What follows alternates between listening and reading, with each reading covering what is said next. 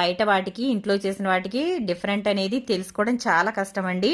తినడం మొదలు పెడితే ఎన్ని తింటున్నామో కూడా తెలియదు, అంత బాగుంటాయి.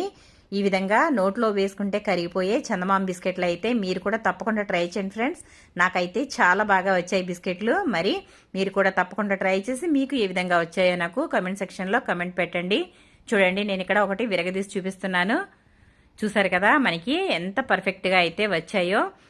కింద క్రిస్పీగా, లోపల పైన మెత్తగా ఉంటాయండి. చాలా బాగుంటాయి. అసలు చేత్తో చిదిపితే ఎంత పొడి పొడిగా అయిపోతున్నాయో చూడండి ఒకసారి.